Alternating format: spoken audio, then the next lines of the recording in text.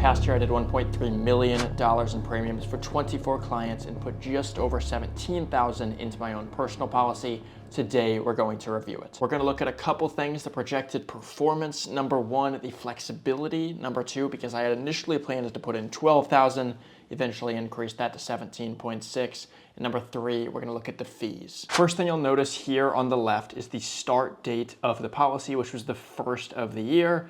Since I was in the preferred underwriting class, had a $359,000 death benefit. And then the very end of the year here, you can see the death benefit is $375,000, account value here, and the surrender value here. Now I put in $17,650.24, which means this entire first year I paid $2,294.93 in fees. Now, as a percentage of how much money I put in, that is a 13% fee this year before any gains. Of course, on the surface, that sounds very high. However, these products are front-loaded with fees, so it's not something I'm concerned with. We'll get into that a little later. So next, we're going to look at some of the projected performance. The first thing on the left here that you'll notice is the segment anniversary date is the 15th of the month, even though the policy started on the 1st. This is because this is when the insurance companies are buying the options on the 15th of the month. Since this is the case, you can see here, I put $1,000 in this month. Half of the money went towards this strategy, half of the money towards this, and I'm not going to get credited interest for that until the 15th of the previous year. So I've already done that, but on this policy statement, it's not showing. For this first index, which at the time of this video being uploaded is the only one that's actually matured, what you'll notice here is, so it had a 12% cap. This is the S&P 500, and it linked when the S&P 500 was at 4765. In order for it to gain 12%, it would have to be at least 5337. It, of course, is higher than that now. It's a little above 6,000 actually, so it was a great year. So I actually hit that full cap. I get the full 12% gain on this money here. The Barclays section down below is the other one that is also matured. This section actually lost money, but it had a 1% bonus and a 0.25% floor, so I gained 1.25% on this index and 12% here. So this segment here, combining the two of them, I gained 6.625% before fees. And this policy was technically illustrated at running a 6.54% illustration. So the very first interest statement, the only one that's actually matured up to this point, I've actually surpassed that so far, so that is great news. Same thing here, you'll notice February 15th. 15th of the month is when they link to the options. Put half in each of these indexes. These technically haven't matured. This one here is well past the 12% cap currently, unless something drastic were to happen in this next month. This looks like it'll be the same thing, that 1.25%. So same average on that one at the 6.625. We'll continue down here, and I'm going to skip through some of these pretty quickly. But again, half of the money going to each index. Every single one of the S&P 500 ones so far, unless I mention otherwise, is on track to well clear the 12% cap. So that is great news. Same thing here with the 15th of the month. I'm going to skip through a couple of these. The 15th of May, June, and then where I made a change here, not in July, but in August, you'll notice I switched all of the funds to the S&P 500 and none to the Barclays. Again, this technically will not mature until August 15th of 2025, but currently this segment is up a little shy of 9%. We'll see how that ends by the end of the year. And then what I did after this next month, so same thing, I put in another, linked it all to the S&P 500. It's doing well.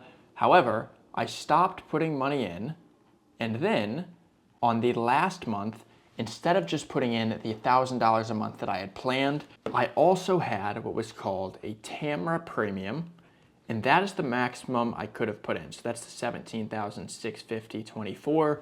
My guideline annual premium, or my guideline level premium, GAP, GLP, that was the $12,000. I could put that each year if I wanted to. However, if I do have the money, I can increase it to the TAMRA. I'm going to fund the policy faster when I put in the TAMRA premium. I was in a position where I could do that, so I used the flexibility in my policy. Instead of just putting in this $12,000 here, I increased it, put in the $17,000, which in this case was a little over $8,000 in one lump sum. Some of that goes to the fees, and this entire 7.8K links to the S&P 500 at this amount. Now currently the S&P 500 is at about 6,040, so if over the course of the next 11 months the S&P 500 stays below that or goes down, let's say it goes back down to 5,500, I won't lose any of this money due to that. If I had invested it in the S&P 500, of course, I would go back to the 5,500 level. I would lose around 10%, but in this case, I wouldn't lose anything due to that. Hopefully, of course, this is not the case and it goes up and I end up making a tax-free gain. Here are the summary of the fees by month. Usually you're going to see these on an annual basis in your illustrations, but if you'd like, you can run monthly cost summaries as well,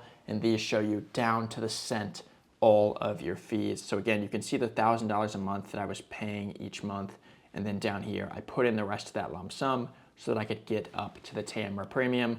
We have all of our monthly expenses, cost of insurance, and then when you sum these two numbers, or technically add this one to it as well, when you sum those together, that's where you get my fees from. This, again, being 13% of the money I put in before any gains, seems absolutely asinine. However, these fees with this specific policy are very front-loaded, and the main one only occurs within the first 5 to 10 years, depending on how you set up your policy. That's it, very simple. I'm not taking any loans at this time. I'm in the funding phase, just funding the policy, getting it filled up as quick as I can. So there's not too much to this annual review. The main things that you could see from this, though, is that I put money in. I did it monthly, so I spread it out over different segments. I linked to different indices. At one point, I ended up changing it all to just the one index, the S&P 500 with that 12% cap. And I even switched from just putting in that guideline annual premium of $12,000 to the TAMRA premium of the $17,600, making my policy more efficient. I had the flexibility to do that. My policy was illustrating at a 6.54% return. So far, we are projecting well ahead of that. Nothing too fancy. That's the whole concept with IUL, is to hit singles instead of trying to hit home runs. The main thing here, I'm not worried about trying to earn 20, 30% returns and taking big risks. My thing is trying to hit consistent singles and be protected from those big market losses. I'm not wanting to risk losing 20 or 30% in a year, and this annual review is a perfect example of how that works. Hopefully this was helpful. If you'd like to take a look at your own personal policy for yourself, book a 20-minute quick consult down below. I'd be happy to help you get started.